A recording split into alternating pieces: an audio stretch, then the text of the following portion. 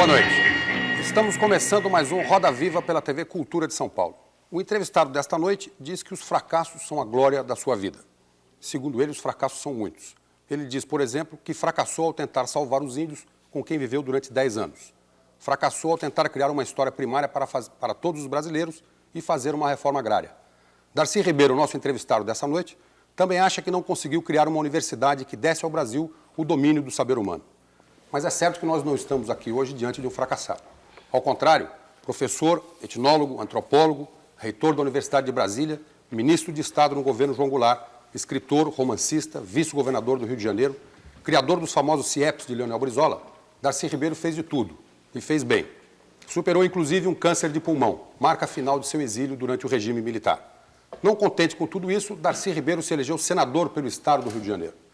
Para entrevistar esta personalidade, que ainda tem como característica o eterno bom humor com a vida, nós convidamos a jornalista Roseli Tardelli, da Rádio Nova Eldorado AM, Fernando de Barros e Silva, editor assistente de educação da Folha de São Paulo, Riomar Trindade, editor de política da sucursal do Rio de Janeiro do jornal Gazeta Mercantil, Narciso Calili, diretor de jornalismo da TV Jovem Pan, Ricardo Couto, repórter do Jornal do Brasil, jornalista Alex Solnick e Jaime Martins, repórter da TV Cultura. Você que está em casa assistindo o programa pode telefonar para 252-6525. 252-6525. A Bernadette, a Cristina e a Yara estarão anotando suas perguntas ao professor Darcy Ribeiro. Boa noite, professor. O senhor se elegeu senador, mas disse que não pretende ir ao Senado, prefere ser secretário de Pretende o Educação. Senado, sim. Aí os seus Quem recebeu eleitores quase terão 3 fracassado? milhões de votos tem a obrigação de cumprir com seus eleitores. Você sabe que meus eleitores, se assim, fila, de mão dada um com o outro, daria para ir a Brasília e de volta? Como é que tanta gente que votou em mim, como é que eu posso deixá-los? Brizola está insistindo em que o que seria desejável, acha ele, seria que eu adiasse a minha posse por uns anos para ajudá-lo. Eu quero ajudá-lo, mas eu quero ser senador também. Minha luta é tentar convencer o Brizola de que eu posso conciliar as duas coisas. Veja você, tem senador que tem banco, tem senador que tem fazenda, tem senador que tem indústria. Eu não tenho nada. A minha indústria é a pátria brasileira e a patrinha que é o Rio de Janeiro, e especialmente a educação no Rio de Janeiro. Então eu vou ter tempo, como os senadores têm para tratar dos seus interesses pecuniários e outros, eu vou ter tempo para tratar das minhas paixões, que é a minha patrinha Rio de Janeiro, e a educação, e é o programa de Brizola, que é a coisa mais bonita que o Brasil já viu. Como é que é essa história dos fracassos que o senhor comentou numa entrevista recente? Olha, é o seguinte, num determinado momento eu recebi uma coisa tão honrosa que comoveria qualquer brasileiro, qualquer latino-americano. Eu fui o primeiro latino-americano que recebeu, da mãe das universidades da Sorbonne, o título de doutor honoris causa. Eu tinha que ir à Sorbonne receber o título. Eu fiquei 2 meses, eu nunca tive tanta dificuldade de escrever um discurso como esse. Eu tinha que fazer um discurso recebendo a grande laurea, a grande homenagem. E eu não queria fazer o elogio da Sorbonne, porque eu tinha feito a Universidade do Brasil para não ser uma Sorbonne. Eu tinha pensado na Universidade de Brasília, a universidade desde a radicalidade, desde a raiz dela, radicalmente. Então eu não queria fazer elogio. Não queria fazer elogio da antropologia norte-americana com Levi-Strauss, que gostava de índio, mas não muito. Para ele, o índio é uma espécie de fóssil do espírito humano, que ele quer ver como uma coisa bizarra. Eu não gostava da atitude dele. Não queria fazer esse elogio. Até que surgiu uma ideia. E a ideia foi essa. Eu vou dizer a essa gente que eu aceito o prêmio como consolação dos meus fracassos. Só que, imperialisticamente, os meus fracassos são fracassos do povo brasileiro. Há 40 anos eu tento salvar os índios e não salvamos. E seria tão fácil salvá-los. E me dói muito. Não eu, o Brasil fracassou em dar aos índios o pouco que eles precisam para sobreviver. O Brasil fracassou também em fazer uma reforma agrária. São Paulo está com 17 milhões de habitantes, pode chegar a ter 27, vai ser a maior cidade do mundo. Uma cidade muito infeliz, faminta, terrível. Reforma agrária teria retido. E ainda é possível reter algumas pessoas no campo. Eu fracassei, o Brasil fracassou nisso. Fracassamos em criar uma escola primária comum que alfabetizada. São Paulo forma mais analfabeto que alfabetizado. Se você chama analfabeto, alfabetizado. Se você define alfabetizado, não como quem desenha o nome, mas como quem é capaz de escrever um bilhete. Mamãe, estou com dor de barriga. Hoje lê um anúncio de jornal. A maior parte das crianças de São Paulo saem da escola sem saber isso, o que é uma verdade dolorosa. Fracassamos também no meu esforço enorme com a Universidade de Brasília de criar uma universidade que fosse o motor do desenvolvimento cultural e científico do Brasil. Então, eu assumi esse fracasso e joguei isso. O discurso teve muita repercussão precisamente por isso, porque em vez de fazer alegações, eu falei das causas fundamentais com as quais eu estou atolado a minha vida inteira, que são as grandes causas do povo brasileiro. O senhor acompanhou um noticiário sobre o suicídio dos índios aqui no Brasil recentemente? Dos índios? Acompanhei emocionado. Esse é um assunto que eu vivo tratando há muitos anos. A primeira revelação disso foi na Melanésia. Um antropólogo inglês chamado Pete Rivers escreveu um documento tremendo dizendo que os índios da Melanésia estavam fazendo buracos no chão, deitando, dizendo que iam morrer e morriam. Eu sabia isso da minha formação antropológica, mas eu não imaginava que a coisa fosse essa. Quando eu comecei a ver com índios, que eu estudei muito, os Capó, lá do Pará, eu vi uma coisa terrível. Eu vi um índio declarar que um pai dele tinha passado, tinha dito a ele que não estava bem. Que ele não estava bem, que o pai estava bem. Ele disse, eu vou lá. E ele sentou na rede e morreu. Um homem que senta-se numa rede e morre porque deseja morrer é uma coisa tremenda. Isso, a palavra espanhola é muito boa, descoraçonar. Os índios estão descoraçonados, estão decepcionados tão profundamente. A vida que a civilização apresenta a ele, o preconceito com que eles são olhados, a tendência de tratá-los como bicho, não tratá-los como gente, levam uma espécie de desengano. Cada índio, de algum modo, tenta, faz todo esforço para ser tratado como gente e até para aderir, para ser igual aos brasileiros. Mas é sempre tratado e rechaçado. Se calcula, São Paulo, em 1918 e 20, tinha índios sem nenhum contato com a civilização. Quantos restaram dele? Muito poucos. Esses índios morreram com enfermidade, mas muitos morreram de tristeza. E nesse momento o que acontece é tremendo, porque povos Guarani, Kaiowá, do sul de Mato Grosso, do Paraná, de outros lugares, e esses índios têm uma enorme espiritualidade. Quando eu estudei a primeira vez, eu achava que eram os índios maltrapilhos. Custei entender, mas depois eu entendi que eles são como Gandhi. É uma gente com muita espiritualidade. E essa gente reverteu o que era o mito da criação, eles começaram a definir como o mito da morte. Então, por exemplo, no mito da criação, um grande tigre azul que cobre o céu numa guerra, e é o Todo-Poderoso. Então, o mito da criação, eles transformaram no mito da perdição. E começaram a dizer... a terra está cansada, a terra pede ao Criador e pede o tigre, acabe, estou cansada de comer cadáveres. Ou seja, é uma coisa tremenda de um desespero secular, de índios que foram catequizados, a catequese quebrou com a alma deles, e depois a desgraça que eles sofreram, as terras deles tomadas, não ficaram nem com 1% das terras que tinham, então caíram nesse desengano. Isso está ocorrendo agora.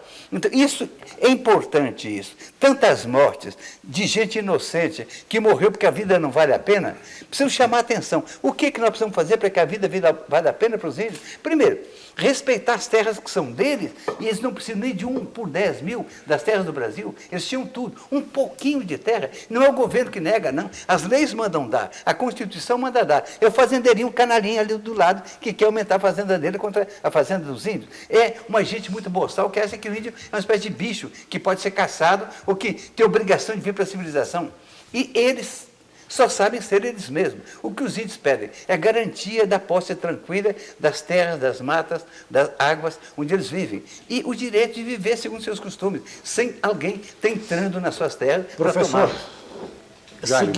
Seguindo a titulação do índice do seu livro, etilogando um pouco mais a entrevista, será que o educador Darcy Ribeiro retomará sua vocação indigenista e teremos agora no Senado um senador de penacho?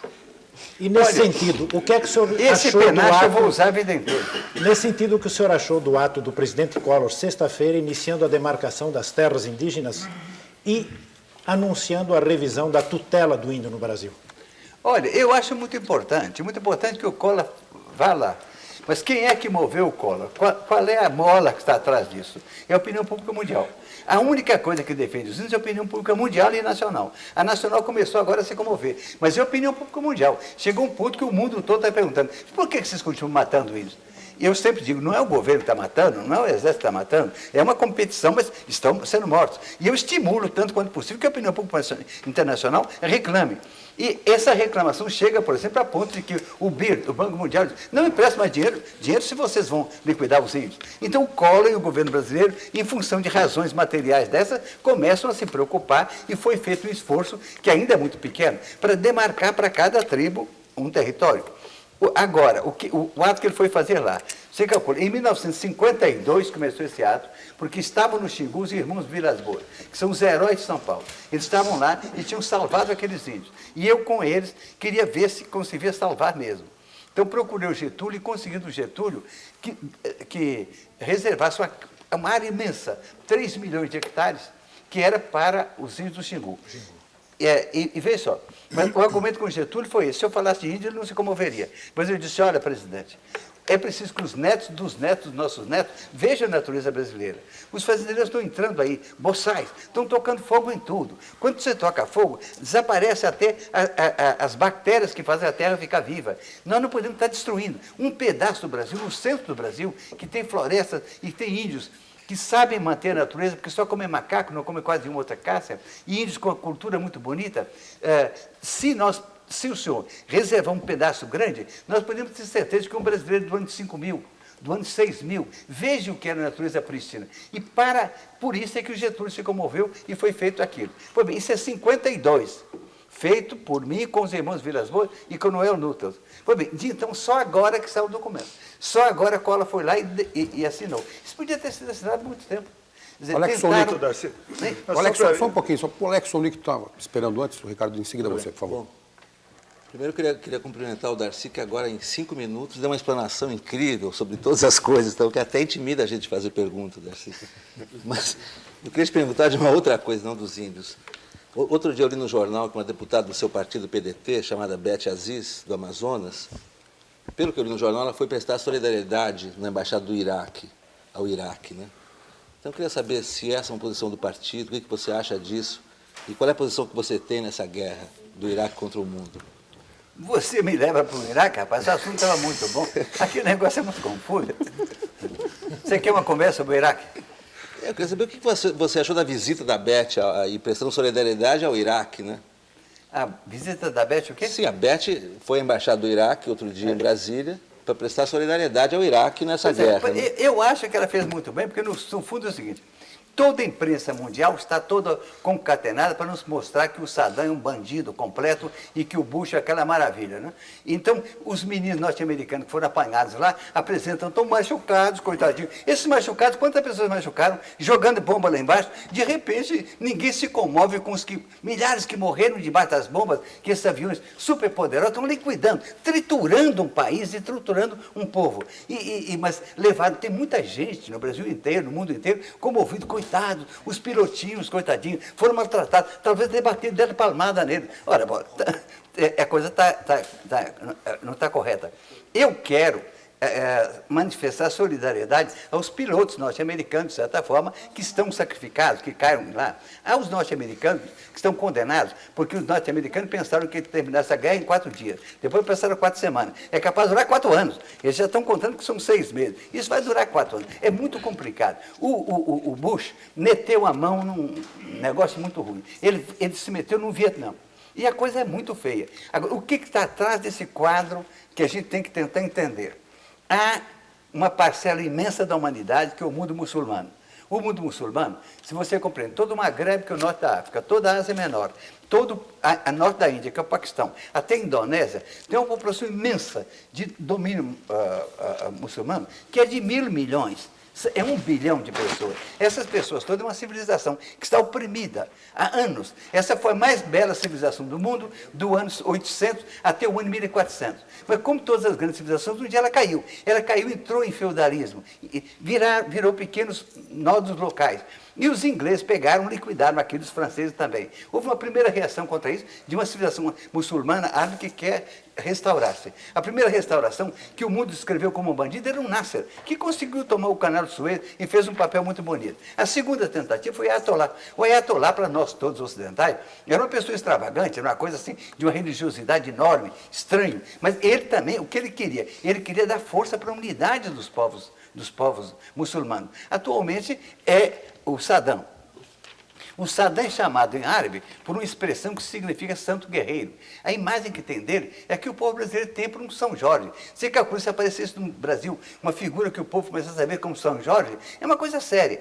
Tudo isso você pode dizer que são irracionalidades. Mas os povos, as civilizações se fazem não é só com racionalidade. A racionalidade que querem, por exemplo, é Israel. Israel está lá, era a fortaleza norte-americana para controlar aquela área. Mas Israel, a própria esquerda de Israel, insiste em que houve um erro fundamental. Israel, que só dominou aquela área no ano de 600 a.C., com o Estado sacerdotal, 600 antes de Cristo estavam lá. Voltaram depois, porque o mundo se comoveu com o drama dos judeus e queria dar a eles um lugar, uma pátria. Se deu a pátria. O que todo mundo esperava, que tinha juízo, é que eles chegassem lá e organizassem sua pátria como um ente cívico, um Estado. Quando você organiza um Estado, quem nasceu nesse Estado é cidadão. Todo mundo esperava que Israel fizesse isso. Quer dizer, um negro no Brasil veio da África, mas por nasceu aqui, ele é cidadão, ninguém nega isso a ele, ser cidadão brasileiro. Os Estados Unidos, ao negar durante algum tempo, queriam mandar os negros para a Libéria, né? Mas viu-se logo que era um absurdo. Não há ninguém mais americano que o negro. O negro não tem caminho de volta, ele foi desafricanizado. Agora, o que faz Israel? Chega lá e declara, só é cidadão que é circuncisado. Estavam lá os palestinos há séculos. E começa o palestino a ser posto em campo de concentração. Então criou-se uma situação terrível, que é um drama que a gente tem que ajudar Israel também. Mas ajudar também dizendo, senhores, tentem criar um ente cívico, tentem reconhecer que Palestina tem direito também. Por que não faz um Estado como todo Estado cívico, que se baseia no território? Por que continuar fazendo um Estado religioso? E como Estado religioso, se criou uma situação insuportável. Para você perceber a gravidade disso, veja só, Israel está no paroxismo de que ele pode ganhar todas as batalhas, todas, sem ganhar a guerra. Ele não pode perder nenhuma batalha. Sim, mas a situação de tensão terrível de um povo que está condenado a vencer sempre e sabendo que um dia pode perder, tal é a situação anômala que se criou.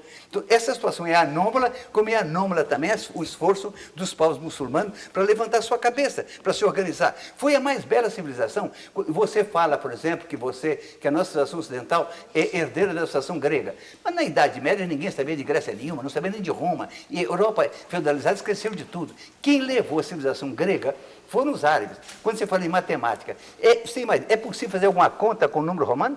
Faça uma multiplicação com 4H, é difícil. Agora, com o organismo árabe, pode. Então, essa civilização é que se esforça para ser parida, para surgir, e vai surgir como uma situação importante dentro de 100 anos. Tudo que nós estamos vendo lá são episódios dessa briga. Quer dizer, Darcy, a tua posição pessoal é pró-Iraque nesse conflito? Não é pró-Iraque, é pró-humanidade, é contra contenções, é contra sacanagens também, de que o interesse ali é tomar conta da fonte de petróleo. O que é o Iraque? Para ver bem, o Iraque é como o Espírito Santo diante de Minas Gerais. Se Minas Gerais fosse um Estado autônomo, como é que ela podia ser Estado autônomo e o porto do mar era o Espírito Santo? É claro que ele tomou o Espírito Santo. Quer dizer, como é que o Iraque fica lá por dentro? Todo o acesso que ele pode ter por mar, os ingleses eram um tampão. Inventaram um tampão. O Iraque pertence a uma família. Tem lá seus centenas de membros. São donos de uma das maiores fortunas do mundo, que é 10 ou 20% do petróleo do mundo.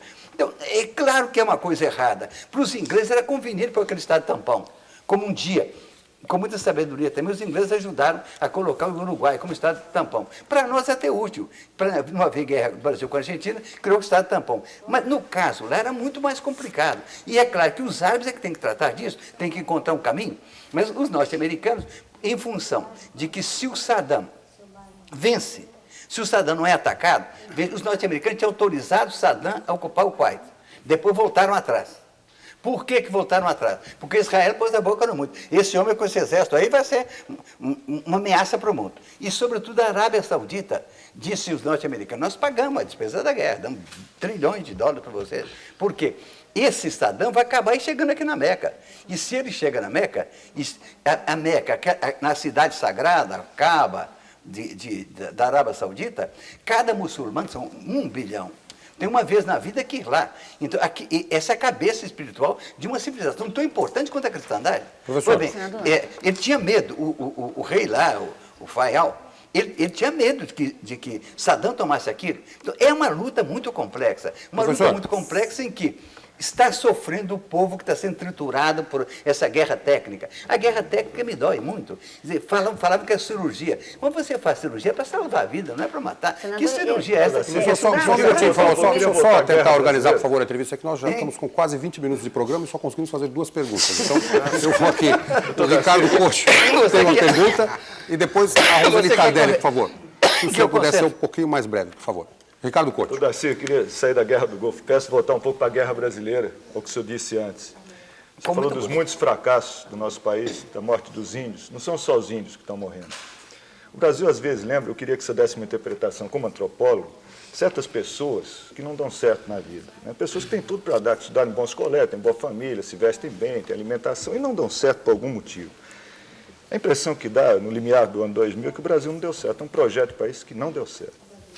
Queria que o senhor me explicasse rapidamente por que não deu e se ainda pode dar. Porque eu reivindico que a frase, o Brasil é um país que ainda não deu certo, é minha. Eu falei isso pela primeira vez. Então, eu tenho alguma coisa que ver com isso. Mas veja só, é uma coisa lamentável, você vê, um país com 150 milhões de habitantes, a maior das nações latinas em tonelagem de carne humana. É muito mais que a França, muito mais que a Itália, tem mais que os dois juntos. 150 milhões de habitantes, com um território riquíssimo. Por que está atrasado? Porque era atrasado no passado? Não. Os Estados Unidos era paupérrimo. Os Estados Unidos só tinha igreja de tábua. E era uma gente muito atrasada. E quem fez os Estados Unidos foi Haiti. Os Estados Unidos eram uns imigrantes que estavam lá que produziam comida e manufatura para vender para o Haiti, para vender para o Caribe. Pois bem, mas os Estados Unidos, que era paupérrimo, cresceu na civilização porque se organizou para si como um povo autônomo. Mas aqui, como é que o Brasil organizou? O Brasil nunca foi organizado para si. É um país, nossa sociedade foi sempre organizada como um proletariado externo. É um proletariado que o mercado mundial coloca aqui para atender às necessidades não dessa gente, não do negro que estava aqui, não do índio escravizado, mas da Europa. Primeiro concentraram negros e índios, os milhares, e gastavam como carvão, queimavam na produção para produzir o açúcar para adoçar a boca de europeu. Depois, para explorar ouro, Minas Gerais multiplicou por 3 a quantidade de ouro existente no mundo, para enriquecer o europeu. Nunca o povo brasileiro esteve fazendo alguma coisa para ele. Ou fazer café para também dar sobremesa dos europeus. Agora, o que faz? São Paulo, todo mundo produz soja. Soja. Deixa de produzir feijão, diminui a produção de feijão em relação à população. E aumenta prodigiosamente a produção de soja. Uns idiotas ficam orgulhosos. Somos o segundo produtor mundial de soja. Sim, soja para quê? Para engordar porco no Japão? Para engordar porco na Alemanha? Eu não tenho nada contra produzir soja para o fazendeiro ter lucro. Mas só uma agricultura socialmente responsável se permite produzir soja que dá lucro e não produzir feijão, nem mandioca. Farinha de mandioca e feijão que o povo come tem cada vez menos. Então, esse país não está organizado para o seu povo. Não há nenhum projeto desse. Você vê o Collor aí, a modernidade que ele fala, é uma modernidade de fancaria, a coisa mais arcaica que tem. Ele quer mais do que já tem. O que já tem aí é bom para a camadinha rica, super rica. O governo publicou os dados. Nos últimos 20 anos, os anos da ditadura, os ricos ficaram triplo dos mais ricos e os pobres mais pobres. No ano passado, mais ainda. Como os pobres já eram muito pobres, é uma miséria. Estão condenando o povo a se deteriorar. Isso diz respeito à raça brasileira que vai ser deteriorada. Então, nós somos um povo que nunca foi organizado para si mesmo. Se nós organizarmos o Brasil para si mesmo, eu tenho certeza que esse país está pronto para florescer com uma civilização lindíssima. Primeiro porque somos gente feita de todas as humanidades. Muito índio, que é uma gente bela, com sentido solidário, com muita vontade de beleza. Muito negro, com vontade de alegria. E exatamente porque a vida é muito azarosa. Cada oportunidade de fazer uma alegria, ele agarra com as duas mãos. Muito europeu, que são muito idiotas agora. O imigrante, sobretudo em São Paulo, tem uma atitude assim de soberbia. Os idiotinhos ficam aí como se eles tivessem feito tudo. Eles chegaram aqui no fim do século passado. Então encontraram o país feito. Esse país não estava feio. O país estava independente. E ficam com a atitude como se o brasileiro fosse uma porcaria e o bom são eles. Então, essa prepotência contra o povo, contra o índio, contra o negro, contra o mestiço, contra o brasileiro, 90%, tem que ser superada para que nós organizemos um país solidário de todos nós, em que o europeu que tem um nível técnico maior, o descendente dele, dê o seu componente e em que se acabe com as loucuras. Você vê essa equipe do Collor, é uma coisa tremenda, me assusta. Esses meninotes que surgiram aí de repente, prepotentes, arrogantes, acham que resolvem tudo e criar coisa mais atrasada. Você vê a canalha que está dizendo, é preciso economia de mercado. Acaso não é mercado? Não é mercado matando um povo de fome? Não é para atender o mercado você produz soja e não feijão? Para quê? Dizer, alguma restrição houve para a organização do mercado? Depois da ditadura, a ditadura foi feita contra uma política social do Jango, que queria organizar o país para o seu povo.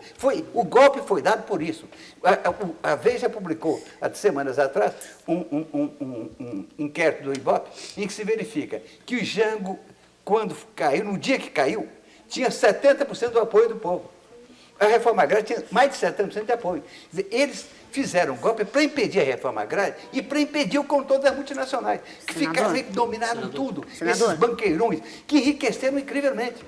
É evidente que Há um lugar para o banqueiro, há um lugar para o plantador de soja, mas tem que haver um lugar para o povo comer todo dia. Eu conheci a Grécia na pobreza, conheci Portugal na pobreza, conheci Espanha na pobreza, mas a Itália do Sul na pobreza. Mas nunca ninguém deixou de comer todo dia. Todo mundo enchia a barriga, porque a economia estava organizada primeiro para o povo comer e vender o excedente. Aqui não, Senador? somos um proletariado externo, não investimos para nós, investimos para os outros. Você não acha que é por aí? Senador, Roseli Tardelli, por favor. o senhor foi Depois o eleito, Fernando. o senhor foi eleito com 2.700.000 votos. Eu gostaria de saber Fala o mais seguinte. alto, sim, um pouquinho. O senhor foi eleito com 2.700.000 votos, né? Eu gostaria de saber o seguinte. Peraí, Quanto tempo... não foi 2.780, não 80, nossa, 80 votos é uma votação expressiva e importante. Quanto tempo o senhor pretende ficar no Senado e como é que vai ser a relação do senhor com senadores como, por exemplo, José Sarney, o Andrade Vieira, do Paraná, quer dizer, e com o próprio presidente Fernando Collor de Mello? Como é que vai ser o seu desempenho lá no Senado? Olha aqui. Senador, posso pegar senador, carona o nessa Fernando quer pergunta? pegar uma carona Eu na gostaria pergunta de aqui, saber aproveitando. quais são os planos Enquanto é para tempo. o Senado. O senhor disse que pretende estender o CIEPS, a experiência do CIEPS pelo Brasil inteiro. Como é que o senhor pretende viabilizar isso? Essa é uma outra pergunta, para responder a primeira. Tudo bem. Você colocou a questão de que, das minhas obrigações com o meu eleitorado. Eu fui eleito por esse eleitorado tão grande, me orgulho muito disso e não quero falhar diante deles. Quem vota para um senador quer que o senador seja senador. Então, o que eu procuro dizer ao Brizola é o seguinte: Brizola, cada senador tem negócios. Tem fazenda, tem banco, tem indústria. Eu não tenho negócio nenhum. Eles vêm toda semana aos seus estados e cuidam do seu negócio. O meu negócio é o bem pato, o bem comum. O meu negócio é educação. Então, eu posso também passar 2, 3 dias por semana. O Senado tem meses de recesso, eu estarei todo o tempo também. Eu quero ver se eu combino as duas coisas. Não pode combinar eu exercendo o mandato que o Brizola me oferece de supersecretário, porque eu não posso. O Senado, eu teria que me dispensar do Senado. Então, eu quero conciliar. É um assunto meu e do Brizola que nós estamos discutindo e que vamos encontrar uma solução. O certo é que eu quero muito ser senador, no Senado, um lugar para trabalhar, que eu desejo, para tratar com a lei de diretrizes e bases, que é a lei geral da educação, que pode ajudar muito. Tem muita bobagem, tem muito erro nessa estruturação da educação que eu quero corrigir. Por outro lado, as causas da minha vida foram faladas aí. A causa indígena, a causa da reforma agrária, a causa de garantir fartura, a causa de garantir pleno emprego. Essas causas foram causas da minha vida inteira. E no Senado eu posso exercer isso. E eu creio que eu posso combinar isso com uma colaboração para o Brizola, que eu dou com muito gosto, porque eu adoro o Rio de Janeiro. Tenho enorme admiração pelo Brizola. Brizola é, meu juiz, o maior estadista desse país. O maior estadista que esse país já gerou. Eu vi muito bem isso. Eu vi, por exemplo, na Europa. Todo mundo passou por lá. O Arraes, Fernando Henrique Cardoso, Gasparian, eu, Ulisses. Eles nem viram ninguém. De repente chegou o Brizola, todos viram. O Willy Brandt ficou amigo dele, Mário Soares, o Mitterrand. Esses bodes se entendem, o negócio de carisma existe. Então, um bodão daqueles se sentou. E o Brizola passou a ter uma intimidade, e é visto como estadista grande da América do Sul. Uma esquerda pode achar que o grande estadista é Fidel Castro, mas o projeto de Fidel Castro é muito estreito. A grande figura é o Brizola. Então, esse homem que percebeu a importância da educação vai fazer uma revolução. Nós começamos a fazer a revolução e vamos continuar fazendo essa revolução. Uma revolução educacional. E por que educação? Eu gostaria de fazer outras revoluções, mas na órbita do Estado não se pode fazer. Na órbita do Estado você pode fazer educação. E educação é indispensável. Sem uma educação séria, sem incorporar a população de São Paulo e do Brasil, a situação letrada, em que eles estão imersos, mas que estão marginalizados, o Brasil não dá certo. Tem que ensinar a ler, escrever, contar todo mundo. Lula, por exemplo. Lula quase foi presidente da República e podia ter um bom presidente. Por quê? Porque sabia ler, escrever e contar. Se não soubesse, ficava varrendo a porta da fábrica. Então não há nada mais profissionalizante do que ler, escrever e contar. O que a escola tem que fazer é isso. O menino que aprende a ler, escrever e contar, na fábrica, na escola, na fazenda, no comércio, ele vai adiante. Mas isso é indispensável. Isso tem que ser feito. Isso só Brizola tentou no Rio de Janeiro, nas condições que o povo exige. Tem uma escolinha de 4, de 6 horas, em que o menino passa por lá, sem atender os requisitos. No mundo inteiro, no mundo desenvolvido, a criança fica 8 horas, come uma refeição, porque ele fica 8 horas, tem que comer uma refeição na escola. E a escola é o lugar em que ele estuda, em que ele come, em que ele toma banho e em que ele além das lições, tem uma professora que faz com ele os exercícios. Não manda exercício para casa. Como é que você pode mandar fazer exercício em casa? Um menino, 80% são assim. Não tem casa. Na casa não tem uma mesa. E não tem a suposição das pedagogas doidas. a suposição de que na casa tem alguém que já tenha feito curso primário. Se ninguém fez curso primário, ninguém pode ajudá-lo na casa. Essa é a questão. Aqui, você... Os planos do senhor para o Senado e como o senhor já disse que quer estender a experiência do CIEPS, espalhar pelo Brasil. Isso é viável? Como é que o senhor pretende? Olha, começa já a se estender... Pode ser aplicado até a vários deputados, né, o CIEPS, né? Tem vários deputados que, em matéria de letras, poderiam voltar a frequentar o CIEPS também. Mas vê, o Rio Grande do Sul, nós ganhamos o governo do Rio Grande do Sul. Já o Colares, uma das forças dele é que ele fez vários CIEPS como prefeito. Ele vai continuar. Ele vai tomar todo o recurso que puder para isso. Vai também fazer isso, vai fazer 100 CIEPs o governador do Espírito Santo. É possível também que alguns estados do Nordeste. Aqui em São Paulo, é americano, eu vou inaugurar... O senhor acredita que atacar o problema da educação no Brasil seja fazer CIEPs nesse momento? É o seguinte, a escola brasileira pública é intrinsecamente desonesta, porque ela está adequada ao aluno de classe média. Há um teste que as professoras fazem, chamado de prontidão, para ver quem é que está pronto para ser alfabetizado e quem não está pronto. O menino que está pronto, dá uma professora boa, cuida muito bem dele. Mas o que não está pronto, eles deixam na vala comum, porque dizem... E a teoria terrível, a teoria tarada, é de que o fracasso da criança pobre na escola é culpa da criança pobre. Isso é uma barbaridade. Na realidade, na escola tal como existe, nenhuma criança pobre pode progredir. Então, em vez da escola se adequar ao aluno, que é a maioria, os 80%, ela adequa aos 20%. Então, ela serve esses 20%. Então, o menino pobre chega lá, vê o menininho riquinho e adiante, porque quando fala de 80% que fracassam, os 20% não é por ser inteligente, não é porque vem da classe média.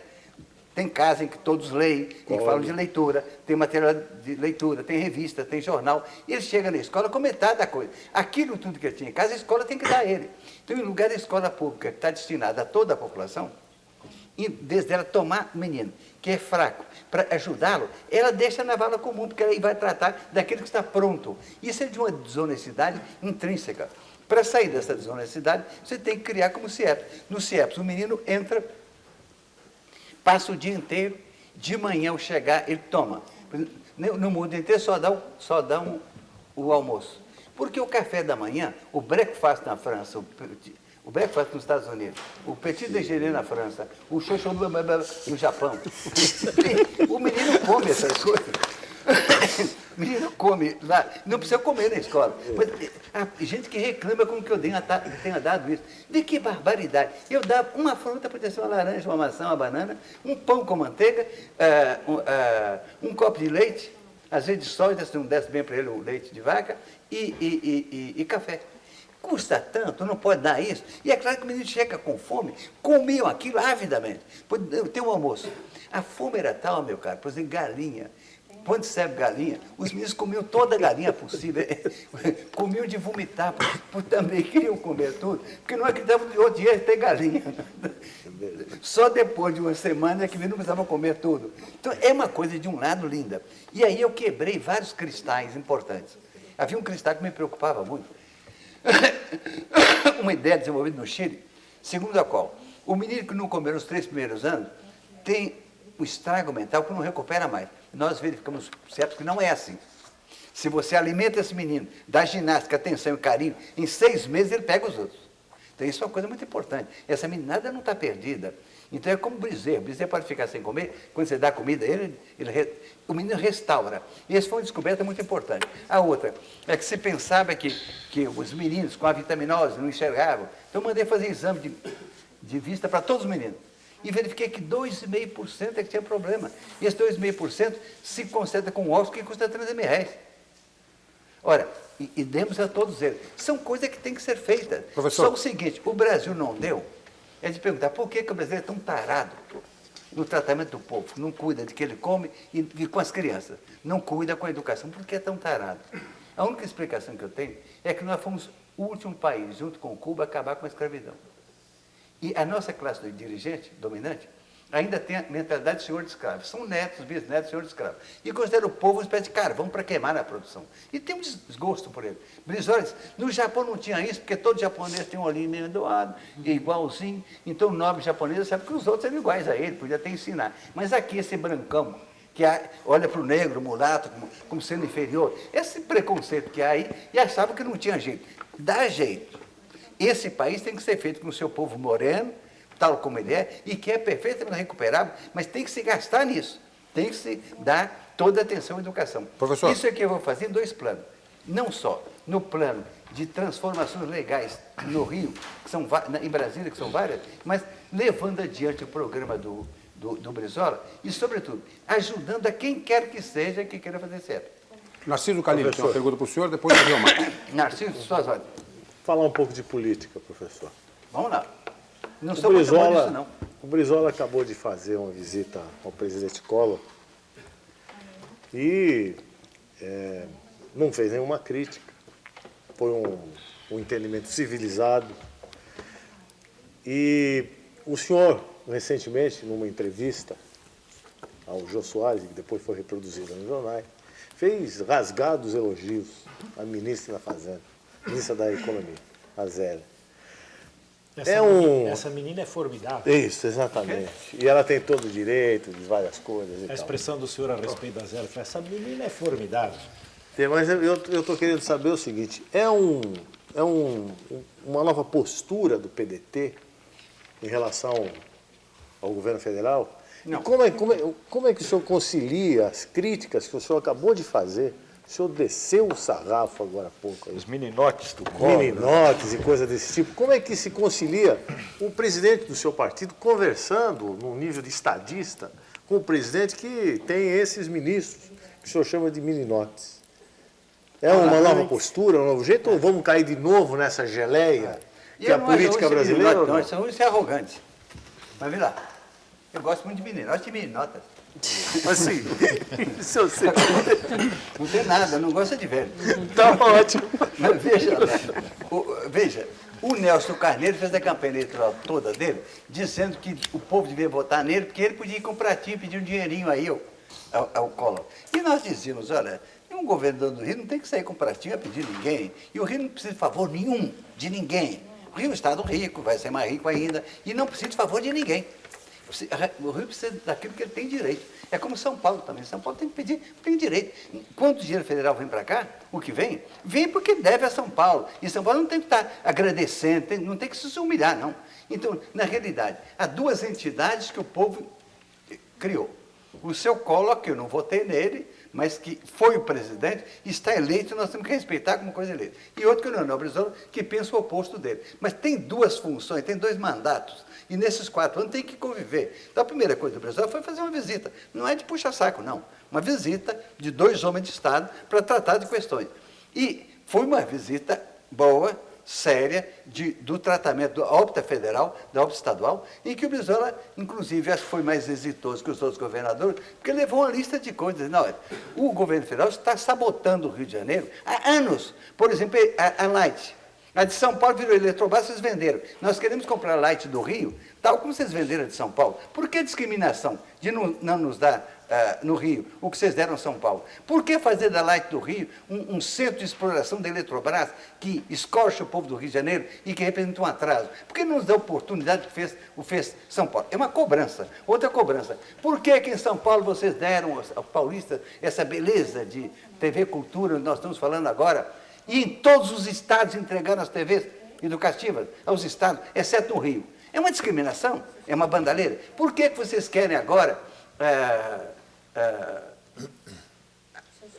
privatizar a Companhia Siderúrgica Nacional? A Companhia Siderúrgica Nacional é o útero de que o Brasil nasceu. Ela não custou uma guerra. Fazer a Siderúrgica Nacional foi o que Getúlio exigiu do Roosevelt. Você calcula, o Roosevelt era hemiplégico, saiu com sua cadeira de roda de lá, teve que ir para Natal, de avião, para conversar com o Getúlio, e o Getúlio disse: tá bom, estamos tentando fazer uma siderúrgica há anos. Minha propensão é apoiar os aliados, mas nós temos reivindicações. Vocês têm que fazer uma siderúrgica. Se eu não consigo agora, eu não consigo nunca mais. E é evidente que talvez pudesse conseguir com os alemães. Então, acertou a siderúrgica. A siderúrgica foi feita pelo United States Steel durante a guerra. No fim da guerra, em 1945, ela foi inaugurada. Tinha uma canalha toda dizendo: é um absurdo esse ditador, está exigindo, na hora de fazer canhão, fazer uma siderúrgica, é um absurdo. Absurdo ou não, foi a siderúrgica nacional que construiu o Brasil moderno. Quer dizer, modernização é isso, não é bobageira Estão falando aí de dar mais direito aos banqueiros, mais direito à chamada livre empresa, que é o livre lucro e a irresponsabilidade social. Então, é essa a situação. Mas como é que o senhor acha que vai ser o comportamento do Brizola no acompanhamento desses pedidos que ele fez? Pois é, ele vai ser exigir radical, essas vai coisas ser do governo exigente? federal. Como é que é? Porque são Qual vai coisas... ser o comportamento da bancada do Vamos cá, PDT? Na realidade, é o seguinte, No nós Senado, temos na proposições colocadas lá. O Collor tem que dizer, eu não dou porque eu não quero dar, porque eu gosto dos paulistas e gosto dos mineiros e dos pernambucanos, não gosto de você, não dou. A TV, por que não dá? Então, o importante é a coragem de dizer, vocês têm que tratar o Rio como tratam outros estados. Vocês venderam a Eletrobras, criaram a Eletropaulo. Eletropaulo. Criaram o Eletropaulo. Por que não criar a Eletrorio? Por que não? Nas mesmas condições. Por que querer agora vender a iniciativa privada? Nos sustou uma coisa tremenda, tremenda. O golpe da Light. A Light, que foi atrás do Brasil e de São Paulo, durante anos, teve que ser vendida, e eles próprios queriam vender, porque não queriam investir aqui. Pois bem, naquele momento foi uma mamata tremenda. Comprou-se a Light ao valor que ela podia ter, 12 anos antes dela ser entregar todo o patrimônio. 12 anos antes, uma mamata. Tinha um japonês, Weck, como é que chama? É um negociante, um empresário rico nos Estados Unidos. Esse Weck, esse diabo fez um negócio aí, um negócio incrível. Disse que comprou por 380 milhões de dólares, todo mundo achou barata lá, 380 milhões de dólares, mas embutiu uma dívida de $1 bilhão. Agora, professor, tem uma um pergunta alto do Narciso negócio que que não... fez a Light, e agora, que a empresa privada, que não foi capaz de ir adiante, que fez aquele desastre todo, quer uma atrás do Brasil, e quer que esses ricos empresários privados consertem. O empresário privado é muito bonzinho, mas não é flor que se cheira, não. Nesse país, quem teve lucro, quem cresceu, foram empresários privados, foi sobretudo banqueiro e as multinacionais. E o povo só empobreceu. Brizola e eu estamos aí para professor, conta. o senhor não disse, afinal, se a ministra Zélia Cardoso de Mello é formidável ou não? Essa declaração de amor que o senhor fez no programa do Jô Soares... Em primeiro lugar, é uma moça muito bonita. Ele se referia ao comportamento dela quanto à uma dívida moça bonita. externa. O senhor disse que ela saiu publicado no jornal. Da queixada dela, mas ela é muito bonita. Segundo, é uma mulher que tem muita coragem. Olha, pela primeira vez, olha que eu sou velho, eu estou nisso há muitos anos. Eu tratei do negócio da dívida externa brasileira quando eu era chefe da Casa Civil. O nosso homem era o Roberto Campos, ou era o Santiago Dantas. Mesmo contando com ele, eu nunca encontrei um negociador que negociasse do nosso lado, porque todos eles se comoviam muito mais com os banqueiros que conosco. Pela primeira vez, a dona Zélia coloca homens lá que falam linguagem brasileira. Não há dúvida que o grupo dela, na dívida externa, está defendendo o interesse brasileiro. Então, eu temo que possa mudar, mas não mudou, não. Então, realmente, é respeitável. Como eu estou tratando da minha pátria, não é de implicância, quem faz coisa certa tem que ter apoio. Agora, é claro que eu digo ao mesmo tempo que há uns energúmenos que chegaram aí, como grande parte da equipe dela é de energúmenos, que chegam como se tivesse descoberto. Quais são os energúmenos? Vários que querem vender a Light para a empresa privada, os que querem acabar com o Companhia Internacional. Primeiro, onera a Companhia Internacional para mandar aço barato para São Paulo fazer agora, professor, e para o Rio fazer. A Companhia Siderúrgica Nacional não seria um pouco de saudosismo? Está de insolvência. E agora querem vender. Aquela empresa que foi feita pelo Getúlio, que custou uma guerra, e que é onde o Brasil nasceu, o Brasil moderno nascer, modernismo ou modernidade é fazer volta redonda, é fazer as coisas que nós estamos fazendo. Mas, professor, o senhor apoia essa medida que está sendo proposta pela equipe da ministra Zélia de acabar com a estabilidade dos servidores públicos?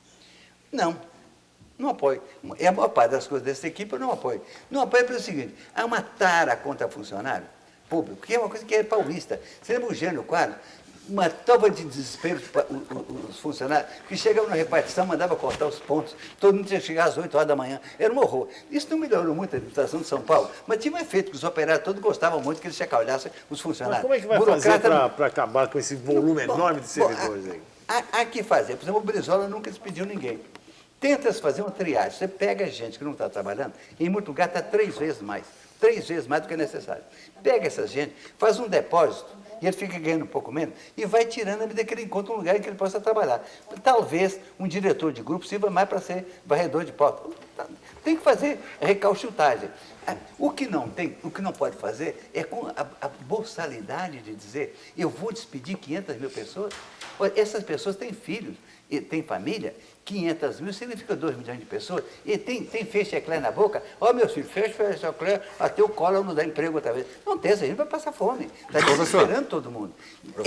Isso resolve o problema brasileiro? Não, não resolve. Isso aqui é uma espécie de efeito de demonstração para mostrar que é eficiente. Que eficiência mais hedionda? Vamos Professor, fazer eficiência por favor, no outro campo. Só uma última pergunta nesse bloco do Rio Mar Trindade, e nós vamos fazer um intervalo. O governador eleito Brizola esteve lá com o presidente da República e listou 10 prioridades. Entre as prioridades não estava o polo petroquímico de Itaguaí. O polo petroquímico não interessa para o governo Brizola? Absolutamente. Interessa. O que não interessa mais é o seguinte, vê a sacanagem. São Paulo conseguiu subornar a Petrobras e trouxe o gás de Campos para cá. Gás é a suprema força de energia, suprema matéria-prima. Com gás você faz bife, faz mulher bonita, faz o que você quiser. Com gás. Gás faz tudo. Como é que faz mulher bonita com gás? Aqui, Eu não entendi. Embeleza as Mulher mulheres, bonita com embeleza. Você faz uma quantidade de cosmético com gás, faz qualquer coisa com gás. Então, gás é a suprema matéria-prima. Bem, fizeram um bruto canal, um bruto oleoduto, o gasoduto, que traz o gás para São Paulo. Como é que faz o gás para São Paulo? De Campo para cá e não faz para o Rio. Alguma sacanagem houve aí. Primeiro, incompetência dos governos do Rio, que não eram capazes de defender. Incompetência da imprensa do Rio, que devia ter denunciado. Não podem levar gás para São Paulo. Nós não temos nada contra. Tem gás demais que traga para São Paulo. Mas que dê o Rio também. Pois esse gás tem que derramar. Ele tem, primeiro, não está disponível nem em Campos onde ele é produzido, para o Rio. Tem que ser produzido em Campos, tem que ser oferecido para a indústria que quer ir para lá, tem que descer para várias outras regiões para fazer indústria petroquímica. Isso tudo tem que ser revisto como um modo de utilizar uma das riquezas que pode renovar o Rio de Janeiro. Quer dizer que o governo Brizola vai tentar mudar a localização do polo, vai levar ele para Campos e não deixa para o norte do estado e não deixar no sul? Não entendi. O governo Brizola, o projeto é levar para aproveitar o gás de campo, que é queimado, que a Petrobras não aproveita, a maioria a maior parte queimado, não aproveita. Não aproveita. É mudar o polo, a localização do polo, levando para o norte, em vez de ficar no sul. Não nos somos contra que tenha vindo gás para São Paulo. Não estamos contra também que dobre o gás para São Paulo. Nós somos contra que tem que vir para o Rio na mesma quantidade. Professor. E a Petrobras é uma sacanagem que ela faça um investimento. É que ou a que ela Federação articule das investimento Indústrias de São para Paulo trazer para São trabalhou Paulo melhor que a do sem Rio. trazer para o Rio de Janeiro. O Rio de Janeiro também tem vez. Professor, por favor, nós vamos precisar fazer um rápido intervalo. O Roda Viva volta daqui a pouco, entrevistando hoje o professor e senador eleito, Darcy Ribeiro. Até já.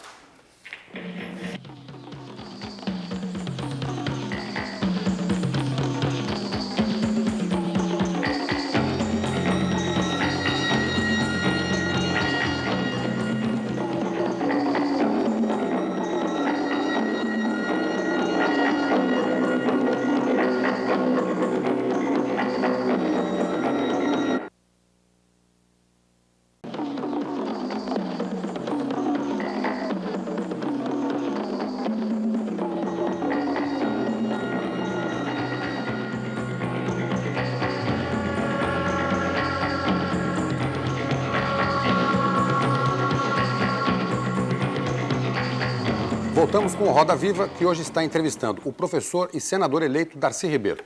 Professor, tem aqui alguns telefonemas de telespectadores. O primeiro é de elogio, é da Fernanda Pedreschi. Ela diz que é uma velha amiga sua. Ela diz que mesmo não concordando muito com os seus pontos de vista, gostaria de parabenizá-lo pelo seu brilho contínuo. Ela diz que o senhor vai entender a mensagem. Fernanda Pedreschi, aqui de São Paulo, Morumbi. E agora o protesto de 4 telespectadores, Maria Clara Lieberman, Marcelo Rezenhek, Júlio Sanz e Sevek Geber. Todos eles garantem que, para ser cidadão em Israel, não precisa ser circuncisado, como o senhor afirmou. Tá bom. O senhor mantém a sua informação? Eu digo, circuncisado é uma expressão, mas Israel se organizou como Estado sacerdotal. A liderança maior está na mão dos rabinos. Isso atrasa muito Israel. Israel tem uma esquerda socialista que é da Internacional Socialista, como eu sou também. Luta e que luta em Israel pelas coisas que eu luto. Em essência, luta para Israel se organizar como Estado cívico, territorial, em que quem nasceu lá é cidadão de lá. E é claro que os palestinos não são, estão há 40 anos no campo de concentração, o equivalente na faixa de Gaza, etc., e Israel continua tratando com enorme brutalidade, coisa que um povo nobre, belo, culto como Israel, não pode continuar fazendo. Eu suponho e desejo que a esquerda de Israel domine um dia a política para criar um Israel capaz de conviver com os outros povos que são primos dele, os povos semíticos de lá, árabes, de uma forma criativa, em vez de estar de ponta e com essa perseguição tão tremenda.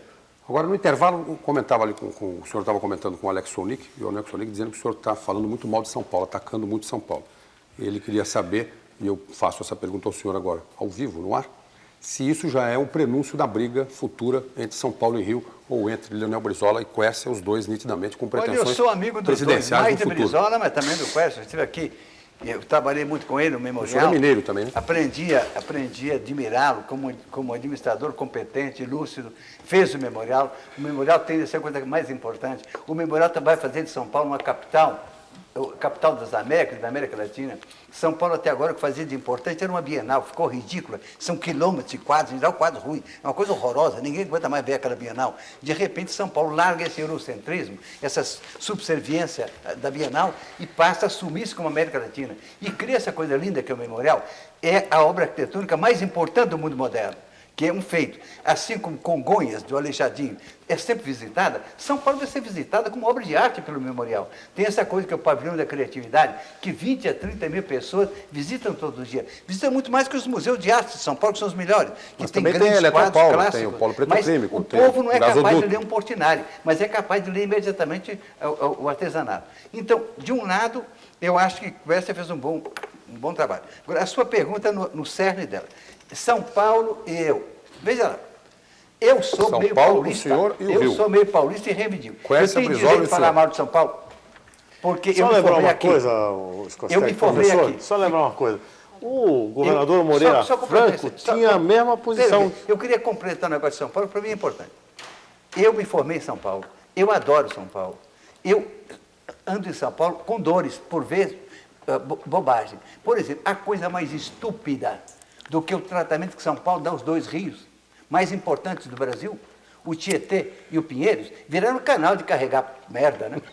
É uma coisa horrível. Quer dizer, todas as cidades do mundo convivem com seus rios, põe árvores, pesca no rio. Aqui essa porcaria. Um governador, esse foi o Maluf, meteu 2 estradas expressas. É um horror. Virou um canal sanitário. Sabe, o Tietê que formou o Brasil. O Tietê é um rio tão doido, paulista tão doido, genial. O Tietê é um rio que nasce aqui na beira-mar. Mas em vez de ir para o mar, ele se mete para dentro, vai para Mato Grosso, vai para o fim do mundo. Foi andando com as moções pelo Tietê que o Brasil se fez. Os paulistas trataram o Tietê como canal sanitário. É um negócio de morrer de vergonha. É uma porcaria. Senador. Ainda há na margem do Tietê, na margem do Pinheiro, pedacinhos que se o governador tivesse e o prefeito tivesse juízo, pegaria uns pedacinhos desses, tem áreas até de 1 quilômetro, com poucas desapropriações, tirando aquelas doiduras, aquelas estradonas expressas do Maluf, podia dar a Paulista verde.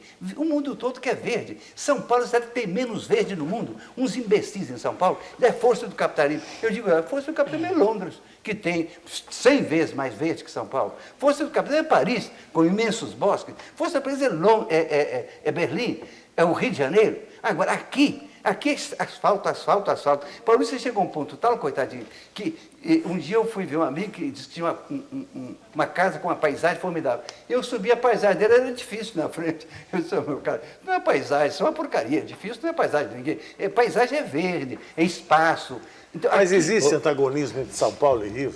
Isso o quê? Antagonismo. Ou falar mal Não de São existe Paulo da antagonismo, não. Existe o seguinte, Porque o governador paulista Moreira existe- Franco fez uma verdadeira campanha, dizendo que São Paulo estava fazendo um boicote ao Rio de Janeiro, os empresários paulistas estavam boicotando o Rio de Janeiro. O Moreira Franco é muito atrasado. Isso, a imprensa Ele é muito paulista e tal. atrasado. Não Agora, é nada de São não é a Paulo. mesma posição que São O Paulo. Rio de Janeiro é o lugar de férias de São Paulo. Quando São Paulo fica cansado dessa dura vida de trabalhar, de aspirar um ar ruim, vai para o Rio de Janeiro. Chega o paulista de São Paulo, Toda chega lá, Sul. o paulista chega lá e diz, mas paulista não faz nada, carioca não faz nada, a praia é cheia. De um lado tem muito carioca na praia, mas tem muito mais paulista e mineiro que carioca. Depois, no Rio ninguém dá dinheiro a ninguém para viver, porque o pessoal trabalha. Agora, o Rio é uma cosmópolis, como Paris, como Roma. É gente que gosta de viver. A ideia de que o importante é viver. Trabalhar é importante, mas paulista não aprendeu isso ainda, não. Senador, nós nem gostamos de viver, senador. Por favor, atenção. Eu queria saber se essa Senador, tua má Você não acha que é uma vontade... beleza fazer um Rio de Janeiro aqui? Esse projeto que o Oscar Niemeyer fez, que eu apoiei tanto, que o Gênio quase tivesse feito, teria feito, que é Nas criar marginais. grandes parques, para paulista poder andar, chupar o verde, levar as crianças. É um absurdo. O Rio tem praias, a praia em si é a grande diversão do carioca. Por que não fazer uma coisa artificial aqui assim? Pode fazer. Tentem salvar São Paulo ainda. Fazer uma ainda praia tem jeito. artificial? Se esperar mais tempo, não Professor, vai que ter nem jeito, Brasília, não. não? O senhor falou fazer uma praia artificial com ondas, assim, que nem Brasília? Hein? Projeto Ué, em Brasília fizeram uma piscina que tem onda. Fazer coisa. Essa billing pode ser melhorada. E, sobretudo, salvar os dois rios. Não é uma vergonha que o Tietê, o rio da unidade nacional, o rio mais importante da glória de São Paulo, seja um canal sanitário? Agora, Você devia morrer de vergonha. Eu queria me voltar ao permitir. começo da pergunta, só um minutinho em seguida, Roseli, por favor. O começo da pergunta era Brizola, Quércia e Presidência da República. O senhor falou sobre tudo, agora menos sobre isso. Menos isso. Bom, você quer que eu opte? Brizola. Não, o senhor diga Nós estamos nesse assunto, doutor Darcy. Brizola tem que ser agora, não vai ser depois. Darcy. Eu Ricardo, quero eu sou- Brizola Roseli, agora, você. Brizola em 94 e Quércia em Quércia em 98. 98. Quércia é muito mais jovem, pode esperar. Roseli, por favor.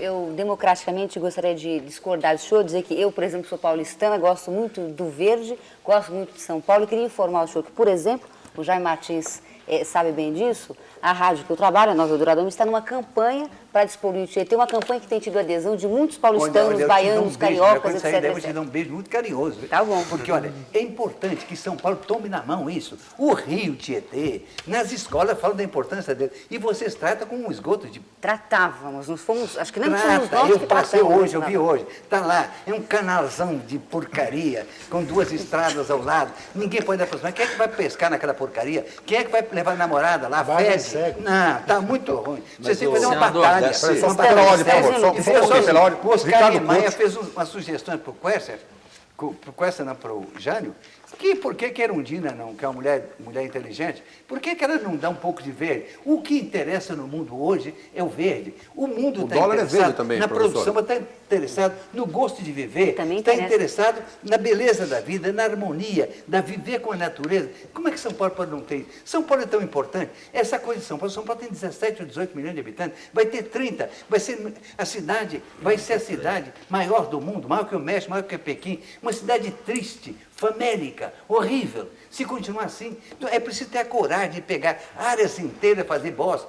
É tarde, devia ter sido feito antes. Mas onde puder desapropriar, desapropria. Faz ao redor da cidade muito bosque. E, sobretudo, Tietê e Pinheiro. Me instala em Tietê e Pinheiro. Ricardo Doutor Couto, por Darcy. favor, tem uma pergunta. Uma pergunta que muita gente se faz hoje, né? Um pouco mais de um ano nós tivemos eleições presidenciais no Brasil, a primeira da minha geração, primeira vez que nós votamos, e o Brasil esteve próximo a uma mudança radical. O senhor fala muito em mudanças radicais. Eu queria pensar junto com o senhor como é que seria o Brasil hoje se aquela aliança de esquerda tivesse vencido as eleições em 89, juntando Lula, Brizola, Covas, Arraes, e o senhor provavelmente seria ministro hoje. Como é que seria o Brasil se, em vez de ganhar o Collor, tivesse ganho a aliança que se formou em torno do Lula? Olha, a ideia que eu defendia nesse caso era a seguinte: o Brasil precisa fazer algumas coisas que são absolutamente dispensáveis aqui e agora, como condição de que aqui floresça a civilização que nós podemos ter. As questões que estão na mesa, a modernidade aqui, não é a bobagem de estar abrindo-se mais às multinacionais. Modernidade, né, que fala agora, né? Acabar com essa mania de uma modernidade falsa, de boboca, de gente que a cabeça foi feita das multinacionais. São os empregadinhos das multinacionais que inventam e ficam criando a cabeça dos paulistas, atrofiando a cabeça dos paulistas. Os paulistas ou os brasileiros? As questões básicas para que o Brasil dê certo, para o Brasil dar certo, Paulista é é saco preciso de levar em pancada, conta né? o que eu chamo pequena utopia. Em primeiro lugar, em primeiríssimo lugar, o direito ao emprego, o sagrado direito ao emprego. Que cada pessoa, cada menino e menina, a partir dos 14 anos, tem um emprego em que ele possa progredir. A única coisa que sobra nesse país é criança, é jovem, é gente querendo trabalhar. Quando o jovem não trabalha, é evidente que ele está condenado à delinquência, ele está à marginalidade. Então, dar trabalho. E o que sobra é isso. Então, a prioridade dos empréstimos bancários, da política do governo, não pode ser o lucro, dar dinheiro às empresas para lucrar. É dar dinheiro às empresas que queiram ocupar a gente. O nosso problema é ocupar o povo. E isso em primeiro lugar. Em segundo lugar, uma coisa muito elementar. Em São Paulo não há ninguém que possa criar um frango sem ração, nem um bode sem ração. Mas o povo está sem ração. E o povo pode manter o povo com fome? E é ou não verdade que metade dos paulistas tem fome? Mas isso não Você é não só tem São todo Paulo, dia, tem é o toda Brasil, semana. né? É o Olha, Brasil há inteiro. uma crise. Então, tem que organizar a agricultura não para produzir soja, pode produzir soja, mas para produzir o que aqui se come, para garantir fartura. A fartura no mundo inteiro. Então, ainda que você tenha que subsidiar, tem que dar comida. Gente, é feita a carne humana. O corpo é construído na juventude e é mantido e pode trabalhar com comida. Não pode haver fome. Então, em primeiro lugar, pleno emprego. Segundo lugar, comida. Terceiro lugar, educação. Educação em tempo integral. CIEP, deixar de sacanagem. É CIEP. Tem que fazer CIEP. Quando você fala de uma criança abandonada, eu te digo, é criança decepada. Se tivesse um CIEP, não estaria abandonado. O que é o CIEP? O CIEP pega a criança às 8 horas da manhã, leva até 5 horas da tarde. Então, na França, se um policial encontra uma criança, ele pergunta, ô menino, onde é a sua escola? Se ele encontra no metrô, em qualquer lugar, ele diz qual é a escola, o policial leva lá e entrega a diretora. Se é a terceira vez, a diretora, se eu não recebo, leva para o juiz. E o pai tem que explicar. Porque a cada criança corresponde uma escola de tempo total. Agora, se pega o menino de São Paulo aqui, esses trombadinhas, que, coitados, que me comovem, aqui do Largo da Sede, todo São Paulo, se pega um trombadinho, ou qualquer menino, qual é a sua escola? Eu fui de manhã, ou vou de tarde, ou não vou mais. 90% não vai mais. Então, é evidente, criar escola, jogar a criançada na escola e saber que tem que gastar o importante do país para a criançada. Então, outra coisa, você já viu falar no Brasil num cabrito abandonado? Olha aqui, você já viu falar de cabrito abandonado? Você já viu falar de bezerro abandonado? Não tem. Mas criança tem uns milhões. Não é de uma pouca vergonha horrível um país que deixa o ser humano abandonado e não abandona o bode, porque o bezerro. Então, temos que meter isso na cabeça com juízo. A partir daí, isso é que é modernidade. Na medida que se faça isso e que force a economia a isso, é claro que a partir daí, esse país pode florescer. Pode florescer como uma civilização que nós podemos ser e nós devemos ser. E o que eu tenho medo, meu medo enorme, é de que eu não viva para dar certo o Brasil. E em 10 anos pode dar certo. Em 10 anos, se você faz todo mundo comer, toda criança entrar em escola, a escola não precisa ser tão bonita como o CIEP do Rio. Quem tem mau gosto pode fazer escola feia, mas é preciso que toda criança tenha um lugar em que ela possa estar. Só para voltar ao início da pergunta, essas três coisas que o senhor falou, emprego, comida, escola, isso teria acontecido no Brasil se o resultado da eleição se a esquerda tivesse vencido? Se teria acontecido, não. Couto, eu posso fazer... Senador, o que eu propunha era isso, isso é uma pequena utopia. É todo o esforço jogado nisso. Então o Brasil seria outro. É claro que começaria a ser outro. Se você faz isso durante 10 anos, se todo mundo come, se todo mundo trabalha, acaba com delinquência, acaba com isso, acaba com trombadinha, vai criar uma nova geração. É por aí. Olha, se você multiplicar por 100 Carajás, o Brasil continuou com fome. Quer dizer, Carajás está feito o quê? Aquela imensa construção com ferrovia, para quê? Para mandar minério para o Japão. Você sabe que o Japão paga mais o minério para atravessar o canal de Panamá para os norte-americanos do que paga o Brasil para tirar? Não é sacanagem? Por que, que a gente tem que ser um proletariado externo mandado pelos outros e por que não nos organizamos para nós? Eu queria louvar a sua sinceridade em relação a São Paulo. Aliás, você transformou São Paulo em saco de pancada. São Paulo, os paulistas observou não, mas eu porque tudo é São Paulo. Quem ama São Paulo sou eu, não são vocês. Vocês que não defendem São Paulo, que deixam que o Tietê seja um canal de merda. Isso aqui, vocês que não gostam de São Paulo. Quem sou eu? Um minuto, por favor. O Brizola teve uma derrota flagrante aqui em São Paulo na eleição presidencial. Pois é. Então eu queria observar o seguinte, quer dizer, ele vai ser candidato em 94. Você não acha que São Paulo seria um local importante para o Brizola conseguir eleitores, e você vem aqui no programa, em vez de você capturar esses eleitores, você está criando mais adversários. O paulista gosta do meu discurso. Você vai perguntar. O povo de São Paulo gosta muito de gente que fala como eu, só um minutinho, por favor, que denuncia as coisas que estão ruins aqui, porque é muito fácil. Mas você chamou os imigrantes de idiotinhas, por exemplo. Os imigrantes estudaram São Paulo. Os imigrantes que chegaram aqui chegaram pobres, trabalharam na lavoura, não chegaram milionários. E você chamou de idiotinhas agora há pouco. Não, mas vem cá. Idiotia num certo sentido. Nós devemos muito... Mas, senador, idiota é idiota. É carinhoso esse idiotinho. São Paulo está mais adiantado porque tinha muito imigrante. Eles trouxeram alguma coisa. Mas, frequentemente, é uma atitude cretina. Eles acham que eles fizeram o país, porque a empresa dele era um merdinha, mas a empresa dele cresceu, ele acha que os brasileiros estão fracassados porque é uma porcaria e que ele é muito bom. Você não tem nenhuma compreensão das coisas. E, frequentemente, é uma atitude racista. Como paulista velho também tem. Eu encontrei um paulista velho aqui, não digo o nome dele para não morrer de vergonha, não suicidar. que me diziam essa barbaridade. Não, aqui atrás o São Paulo é o Nordeste, tem 1,5 milhão de nordestinos aqui, chegam analfabetos aqui, e isso é que atrasa, a estatística toda é ruim. Eu disse, não seja cretino, o que vem para cá é o nordestino que tem um pouco de saúde, é o que foi educado, é o Lula, que aprendeu a ler. E, o Nordeste exporta para cá uma mão de obra que é utilíssima, e depois isso é um país só. O que corre o perigo de haver, São Paulo exerce uma colonização interna tal sobre o país, que já no Nordeste há movimentos de separatismo no sentido de criar aduaneira, criar alfândega. Porque dizem, se não criarmos alfândega, São Paulo nunca vai nos deixar industrializar. Então, há tensões no país muito grandes. E São Paulo tem que redefinir seu ponto de vista, redefinir como líder do país. Quem tem a economia mais forte tem que liderar. E tem que liderar não aumentando a exploração, mas exercendo uma atitude de solidariedade. Os paulistas, te digo, vão gostar do meu discurso, não é do seu, não. Professor, só um minutinho, só para pegar uma carona aqui, que tem alguns telespectadores telefonando. Eu queria, na pergunta do Alex Sonic, o Eduardo Peixoto de Oliveira pergunta por que o Brizola apresenta tão alto grau de rejeição em São Paulo. O Hércio de Oliveira, também de São Paulo, pergunta o que fez para diminuir o alto grau de criminalidade do Rio de Janeiro. E o Alberto Baralli, de Santo Amaro, pergunta como o senhor se sente pisando em cocô de cachorro e nadando na lagoa poluída do Rio de Janeiro. Olha, o Marcelo até que melhorou lá no Rio de Janeiro, não tem muito cocô não, mas ainda tem.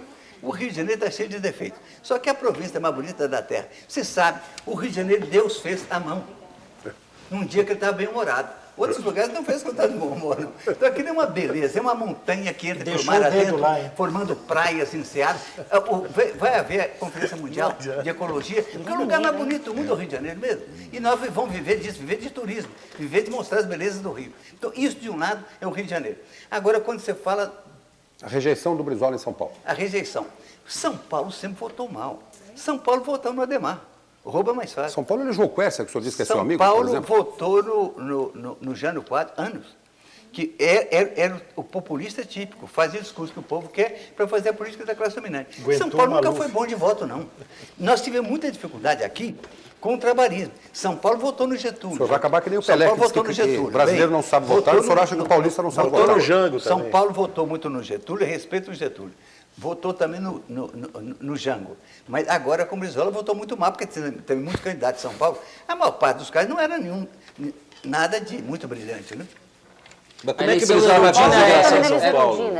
Para fazer o paulista votar bem. Como é o quê? Senador, Para fazer o paulista votar bem, o que vai fazer? Vocês vão fazer algum esquema para Primeiro, São Paulo? São Paulo Brizola vai dar a São Paulo o que São Paulo merece. Que o partido aqui está meio apagado. Senador, né? eu queria fazer uma tá. pergunta em relação PDT e PT. Tem uma entrevista publicada em dezembro do ano passado. O senhor diz do PT que a esquerda, que a direita gosta, faz tudo que a direita quer, é um partido auxiliar da direita. E nessa mesma entrevista o senhor chama alguns intelectuais do PT de mula sem cabeça. Como é que o senhor... Bom sentido. Que é isso? Vamos convir que é exagerado. Chamar de mula sem cabeça é... O que é exagero eu devo ter usado essa expressão de mula sem cabeça, usei mesmo, no seguinte sentido. O PT frequentemente dá a impressão de que ele inventou o sindicato, de que ele inventou a greve. E são os idiotas, parece que o país não tem passado. E eles querem inserir o Brasil na institucionalidade norte-americana. Você vê, o PT andou defendendo. Já não defende mais, caiu no ensino da estupidez. Mas é coisa de cabeça de mula. E é coisa de paulista também, né, Darcy? O Lula defende a quebrar a unidade sindical. A unidade sindical é a grande coisa da classe operária que conseguiu fazer sindicatos fortes.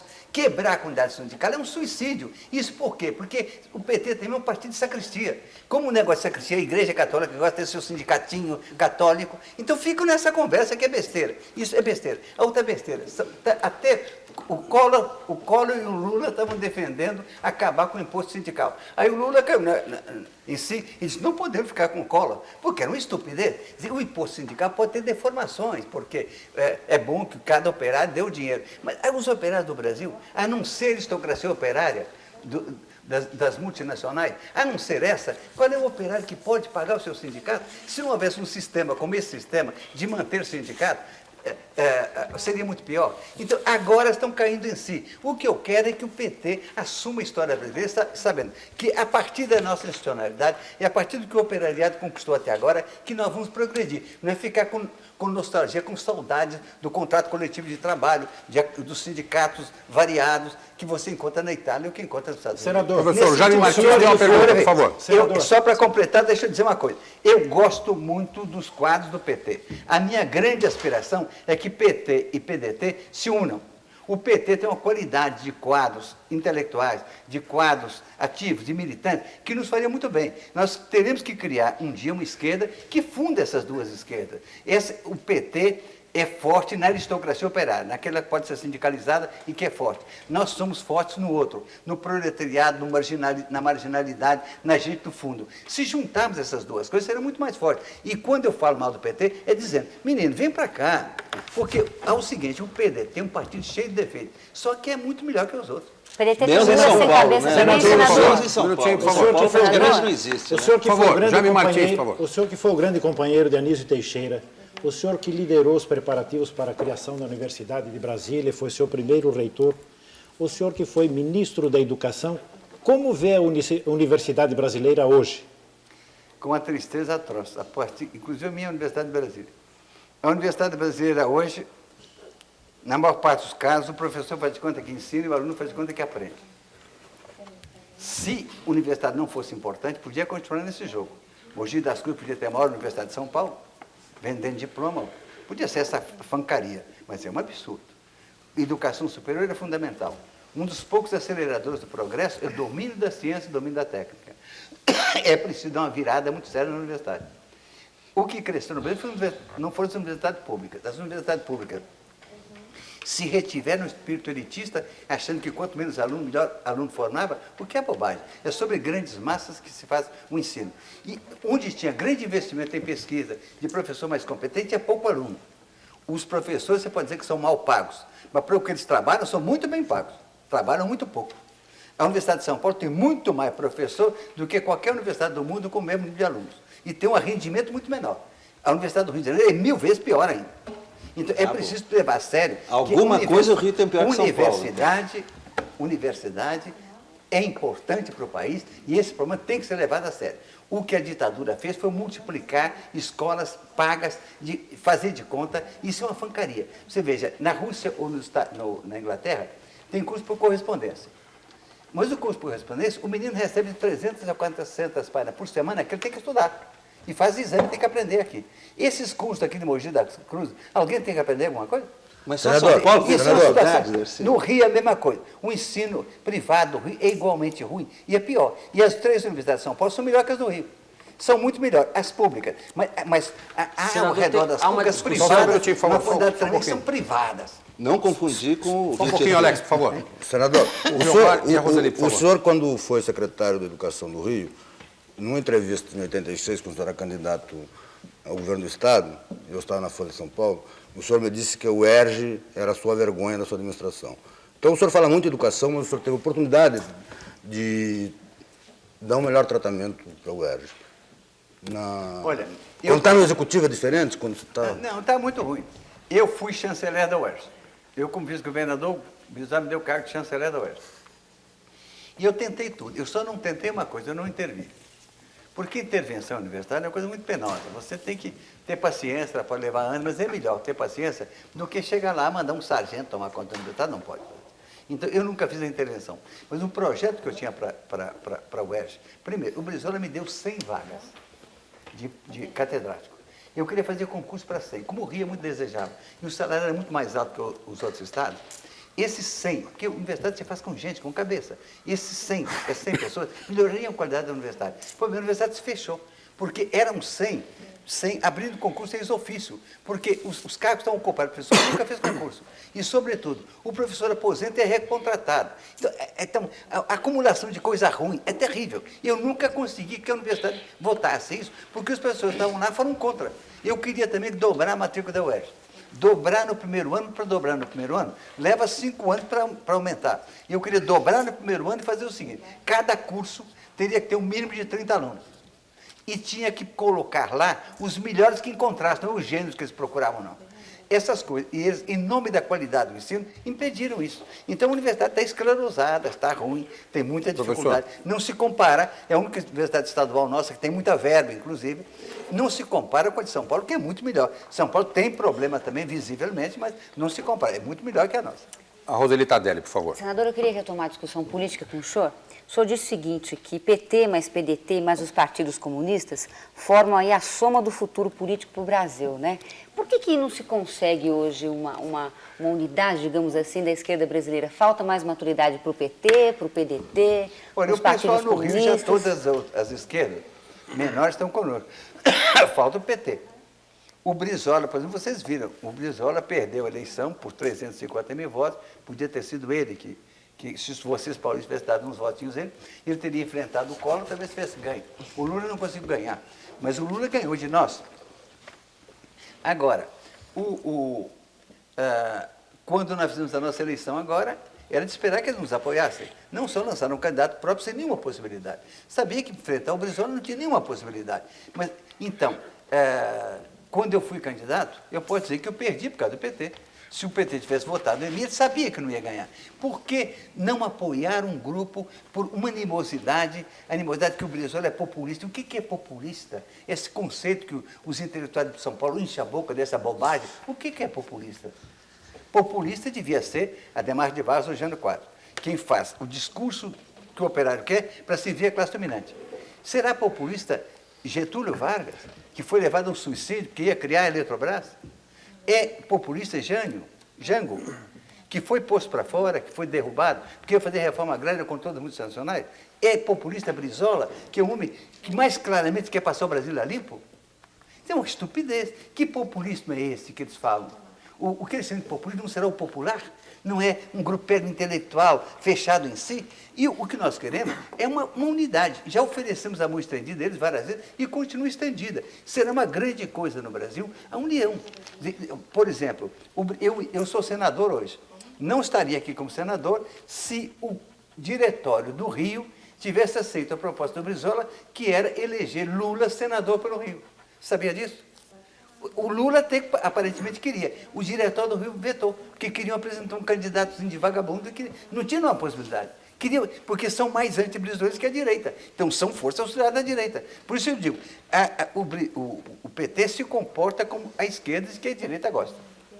Professor, diga, Jaime, por favor. Professor, indigenista, antropólogo, educador, político, estadista, romancista, estas são algumas das muitas vidas de Darcy Ribeiro. E é o meu defeito. Ele para Se eu por aqui. fizesse uma coisa só, seria genial. Mas eu sou inconstante. Ele para por aqui no Senado, ou ainda muitas coisas importantes estão por acontecer na vida deste brasileiro, eu não diria um velho brasileiro, mas como o senhor já disse, uma ocasião com muita graça, este brasileiro sexagenário. Olha, eu acho, no fundo do peito, que as coisas importantes da minha vida ainda vão ser feitas. Eu estou preparado para fazer coisas maiores. É o final do livro, Eu não sei né? o que é. É o final do livro. Eu digo isso aí. Quer dizer, minha esperança é essa. Eu sinto que eu estou cheio de energia, não sei como, mas olha, a capacidade de se empolgar, de apaixonar. E eu estudante de medicina, comecei a detestar a medicina, eu queria suicidar. Então, encontrei o Partido Comunista, fiquei encantado. Os comunistas me ensinaram a ser responsável pelo destino humano. Então, sem os comunistas, eu não teria tido essa ética que eu tenho. Eu sou responsável por uma luta lá no Iraque, na Conchinchina, no Alasca. Por exemplo, outro dia eu fiquei muito contente. Vocês imaginam, essa história é ótima. Deixa eu contar uma historinha de um minuto. Claro. Foi um sujeito me procurar em Minas Gerais. Eu estava lá. Marcou da França, queria. Eu não entendia que diabo que ele queria, que era uma coisa complicada que eu não entendi. Afinal, eu disse, você vem a Belo Horizonte também ver? Não vou a Belo Horizonte, eu vou ao Brasil para ver. Chegou lá, sabe o que ele queria? Me contratar para o Conselho de Educação dos Esquimó. Eu disse, mas vem cá, rapaz, por quê?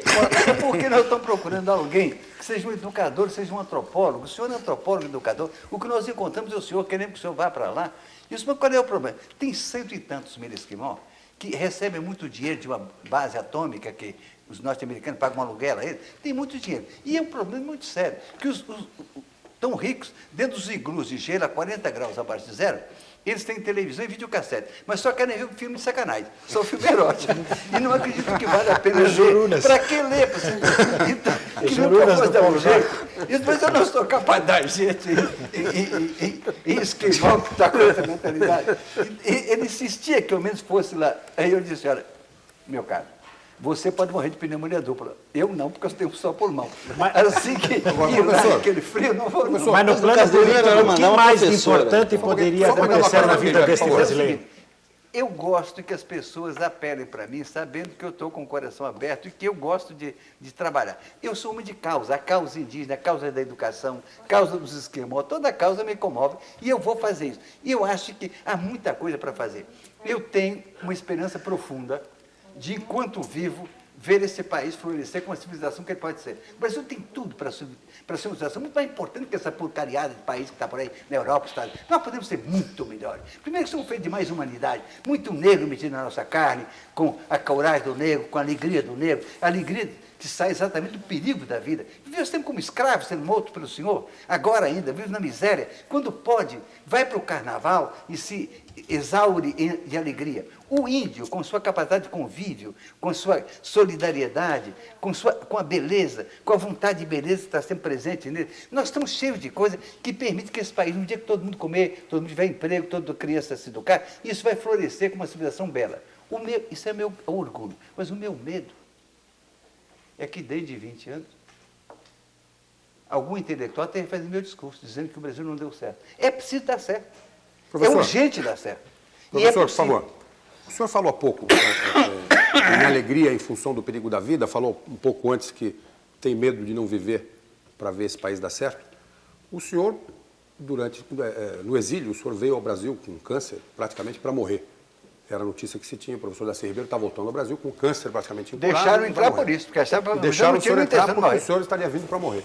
Como é que foi essa virada? Quer dizer, o que isso mudou? Como o senhor se sentia quando veio nessa situação? E essa virada, e o senhor fala toda hora o perigo da vida e a alegria, e daí vem a sua alegria? Olha, câncer é um caso sério, porque a primeira coisa do câncer assusta muito a gente.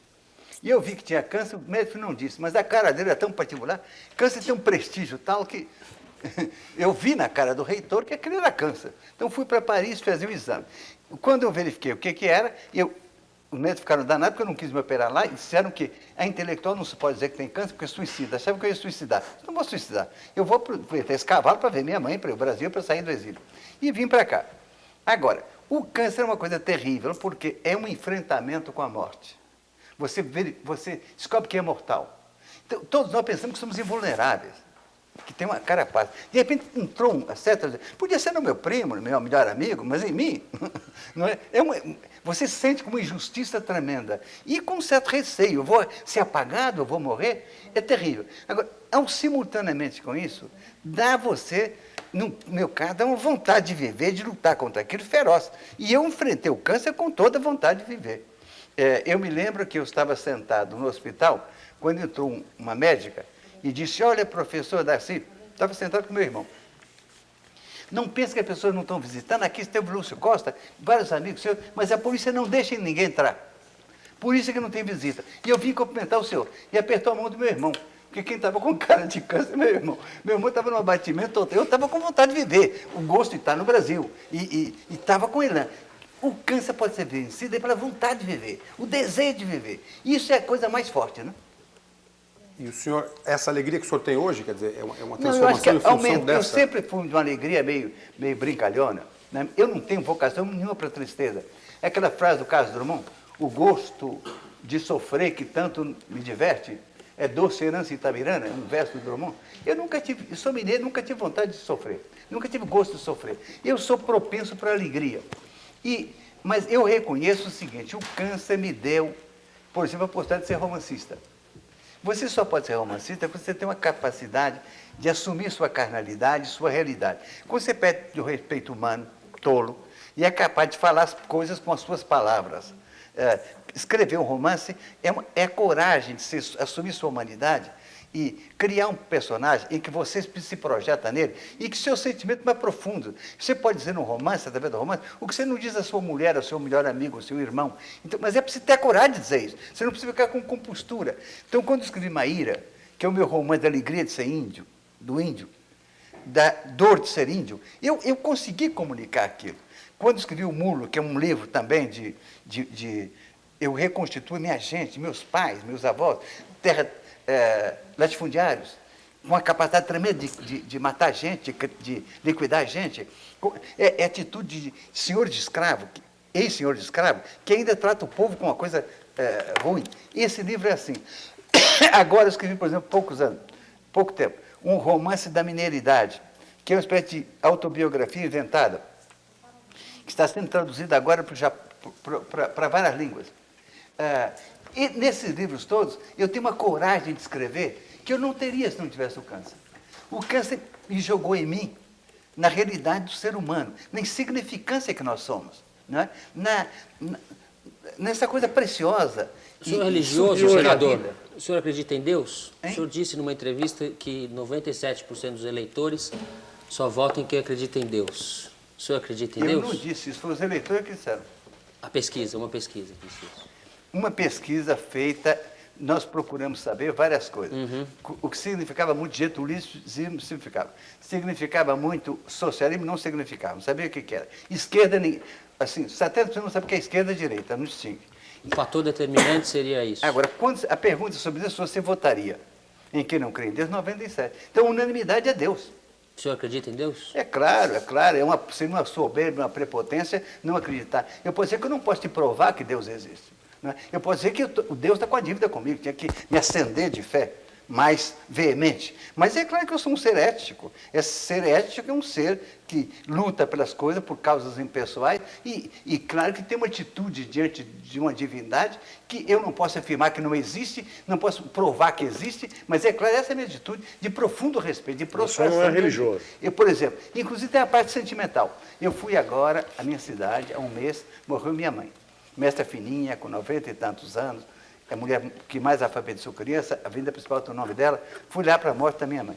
Então, eu fiquei lá, a tristeza terrível, mãe morta, é uma trombada terrível. Estava lá, a minha mãe parece que ela diminuiu, eu não via há muito tempo, eu fiquei sentido, então eu comecei a fazer o que eu fazia quando eu estava viva, pedir a bênção, benção mãe. E ela me abençoava dizendo, Deus te abençoe, meu filho, e que Nossa Senhora do Perpétuo Socorro o proteja. Eu quase que ouvi ela dizer. Então, eu fiquei muito sentido, muito emocionado. E nessa emoção, as mulheres estavam rezando. Tinha as amigas dela, velhas, todas rezando. Então, não reza não, vamos cantar. E eu comecei a cantar com no céu, com minha mãe estarei, que é uma cantiga de procissão. Esse catolicismo nosso está impregnado no fundo de nós. Esse é um sentimento muito sério, muito profundo, né? Que ainda que você não seja um militante religioso, você está impregnado disso. O senhor não é um religioso, então? Hein? O senhor acredita em Deus, mas não é um religioso? Não sou um religioso praticante. Por isso que eu digo, Deus tem dívida comigo, tinha que me iluminar o peito com a fé. Fé não é razão que leva. Fé militante, combativa, é Deus que ilumina no coração dos homens. O senhor acaba de explicar vários romances. E agora, só uma coisa, por favor, só um minuto, os dois, por favor. Infelizmente, o nosso tempo está esgotado. Desculpe a minha rodeza. Mas vem cá, da interrupção. Se está esgotado, me dê isso aqui. Antes de esgotar O totalmente... professor quer fazer um pequeno comercial do livro. Olha aqui. E nós encerramos. Preciso fazer meu comercial. Minha gente compra esse livro, que é uma maravilha, biografia. Pelo amor de Deus. Muito obrigado. Nós agradecemos, então, a presença hoje no Roda Viva do professor e senador eleito pelo Rio de Janeiro, Darcy Ribeiro. Agradecemos também aos companheiros jornalistas aqui presentes. E o Roda Viva volta na próxima segunda-feira, às 9h30 da noite. Uma boa noite a todos e até lá.